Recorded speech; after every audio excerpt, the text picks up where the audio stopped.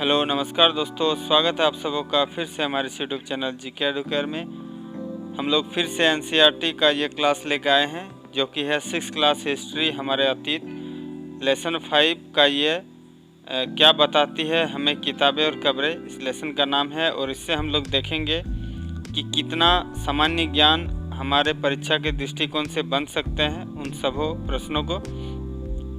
तो यदि आप लोग इस वीडियो पर नए हैं तो ज़रूर सब्सक्राइब कर दीजिएगा, बेल आइकन को दबा दीजिएगा और अच्छा लगे तो अपने दोस्तों तक ज़रूर शेयर कीजिएगा। इससे आगे भी 4 लेसन का वीडियो डाल दिया गया है, नहीं देखे हैं तो प्लेलिस्ट में ज़रूर जाकर देख लें। तो चलिए शुरू करते हैं।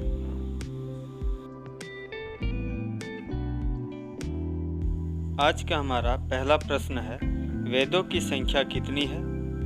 इसका उत्तर होगा 4, जो कि हैं ऋग्वेद, सामवेद, यजुर्वेद और अथर्ववेद। इसी प्रकार और इम्पोर्टेंट क्वेश्चन की तरफ हम लोग आगे बढ़ते हैं। हमारा अगला प्रश्न है, ऋग्वेद में 1000 से अधिक प्रार्थनाएं हैं, जिन्हें क्या कहा जाता है? इसका उत्तर है सूक्त। सूक्त का अर्थ होता है अच्छी तरह से बोला गया। ऋग्वेद में कुल सूक्तों की संख्या 1028 है। यह सूक्त विभिन्न देवी देवताओं की स्तुति में रचे गए हैं। इनमें 3 देवता बहुत महत्वपूर्ण है, अग्नि, इंद्र और सोम। अग्नि आग का देवता, इंद्र युद्ध का देवता और सोम वनस्पति का देवता माना जाता है। हमारा अगला प्रश्न है, ऋग्वेद की भाषा क्या कहलाती है? इसका उत्तर है पाक संस्कृत या वैदिक संस्कृत। यह संस्कृत वर्तमान में पढ़ाई जाने वाली संस्कृत से थोड़ी भिन्न है। चलिए और आगे बढ़ते हैं। हमारा अगला प्रश्न है, ऋग्वेद में सर्वाधिक वर्णित नदी कौन सा है? उत्तर सिंधु नदी सबसे वर्णित नदी है, जिसका वर्णन ऋग्वेद में सबसे ज़्यादा बार हुआ है। हमारा अगला प्रश्न है, ऋग्वेद में गंगा और यमुना का उल्लेख कितने बार हुआ है? उत्तर एक बार, अर्थात एक बार गंगा का और एक बार यमुना का उल्लेख मिलता है ऋग्वेद में। तो चलिए आगे बढ़ते हैं। हमारा अगला प्रश्न है, ऋग्वेद में सर्वाधिक पवित्र नदी किसे बताया गया है? उत्तर होगा सरस्वती नदी को सबसे पवित्र नदी बताया गया है। इसी प्रकार हम लोग आगे देखते हैं और हमारा अगला प्रश्न है, संस्कृत किस भाषा परिवार से संबंधित है? उत्तर है भरोपीय, अर्थात भारत यूरोपीय भाषा परिवार से।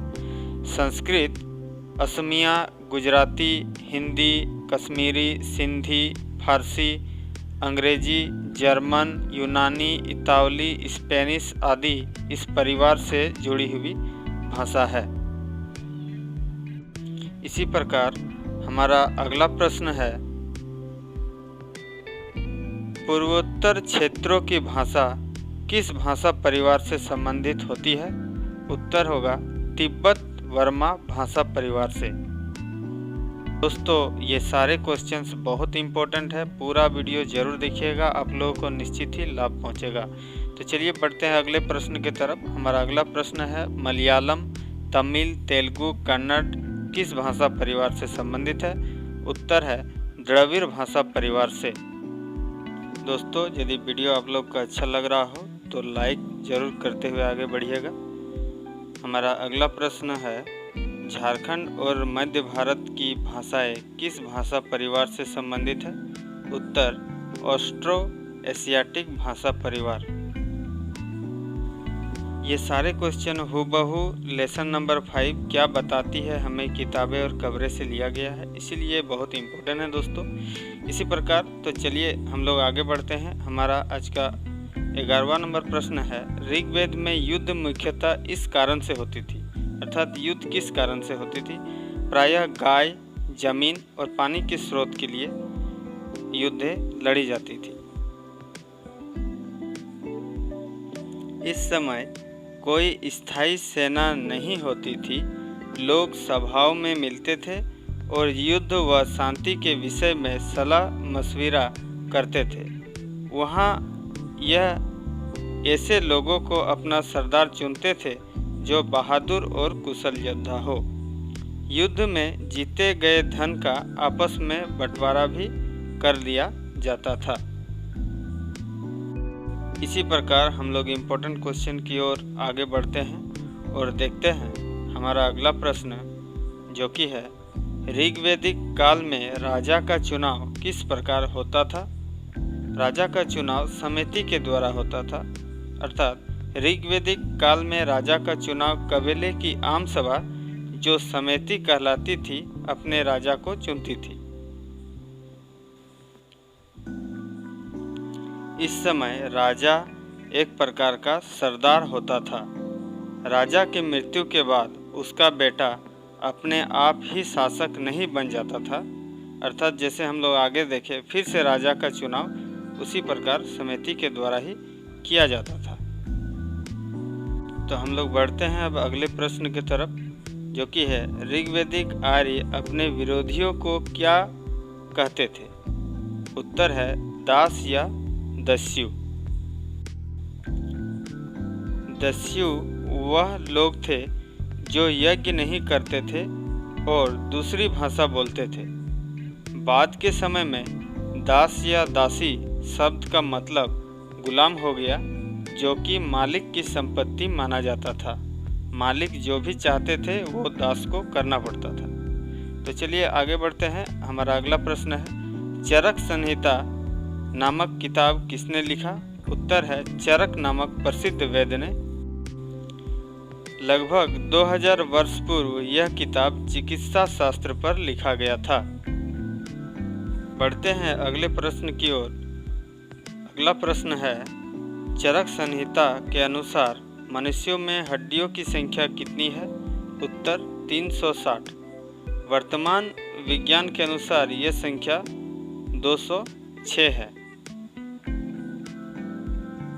संभवतः चरक ने अपनी गिनती में दांत, हड्डियों के जोड़ आदि जोड़कर यह संख्या बताई थी। अगले प्रश्न की ओर बढ़ते हैं। हमारा अगला प्रश्न है प्राचीन काल में कब्रें बनाने के लिए बड़े बड़े पत्थरों का प्रयोग होता था, जिसे क्या कहा जाता है। उत्तर महापाषाण। महापाषाण कब्र बनाने की प्रथा लगभग 3000 वर्ष पूर्व शुरू हुई। यह प्रथा दक्कन, दक्षिण भारत, उत्तर पूर्वी भारत और कश्मीर में प्रचलित थी। कुछ महापाषाण जमीन के ऊपर ही दिख जाते हैं, कुछ जमीन के भीतर होते हैं। गोलाकार सजाए हुए पत्थर और अकेला खड़ा हुआ पत्थर ही एकमात्र प्रमाण है जो जमीन के अंदर की कब्रों को दर्शाते हैं। इसी प्रकार हम लोग आगे बढ़ते हैं और देखते हैं हमारा अगला प्रश्न। कब्र के अंदर प्रवेश करने के लिए एक बड़ा रास्ता या सुराख होता था, जिसे क्या कहते हैं। उत्तर है पोर्ट होल। कब्रों को पहचानने के लिए उस पर गोलाकार या खड़े पत्थर के चिन्ह बनाए जाते थे। कुछ कब्रों में एक ही परिवार के लोगों को एक ही स्थान पर अलग अलग समय दफनाया गया था। बाद में मरने वाले लोगों को परिवार के सदस्य के पहले से बनी कब्रों में लाकर दफनाया जाता था। बढ़ते हैं अगले प्रश्न की ओर, जो कि है किस स्थान से प्राप्त एक व्यक्ति के कब्र में 33 सोने के मनके और शंख पाए गए हैं। उत्तर है ब्रह्मगिरी नामक स्थान से। महापाषाणिक कब्रों से प्राप्त चीज़ें दफनाए गए लोगों की सामाजिक स्थिति में भिन्नता को दर्शाती थी। जिसके कब्र में जितने सामान मिलते थे, इससे उसकी आर्थिक दशा का भी पता चलता था। हमारा अगला प्रश्न है इनाम गांव एक आरंभिक गांव था जहां लोग रहते थे? उत्तर है 3600 से 2700 वर्ष पूर्व इस गांव में लोग रहा करते थे। तो चलिए आगे बढ़ते हैं और इस लेसन का आज का हमारा अंतिम प्रश्न है, इनाम गांव से प्राप्त कब्रों से हमें किस प्रकार की जानकारी प्राप्त होती है? उत्तर है वयस्क लोगों को प्राय सीधा लेटाकर दफनाया जाता था तथा उनका सिर उत्तर की ओर रखा जाता था। कई बार उन्हें घर के अंदर ही दफना दिया जाता था। इस प्रकार की जानकारी हमें इनाम गांव से प्राप्त कब्रों से मिलता है। तो दोस्तों उम्मीद है ये वीडियो आप लोग को अच्छा लगा होगा। इसी प्रकार हम लोग लेसन बाय लेसन का हर मतलब जितना भी इम्पोर्टेंट क्वेश्चन बन सकते हैं परीक्षा के दृष्टिकोण से सबको ला रहे हैं। 6 to 12 हर सब्जेक्ट का हर लेसन का हम लोग वीडियो लाएंगे। आप लोग ज़रूर वीडियो के साथ बने रहिएगा, क्योंकि आप लोग किसी भी एग्ज़ाम का तैयारी कर रहे हो आप लोग को NCERT ज़रूर पढ़ना चाहिए। तो उम्मीद है वीडियो अच्छा लगा होगा, तो आप लोग ज़रूर लाइक करें, अपने दोस्तों तक शेयर करें और सब्सक्राइब ज़रूर कर लें। तब तक के लिए जय हिंद, जय भारत, धन्यवाद।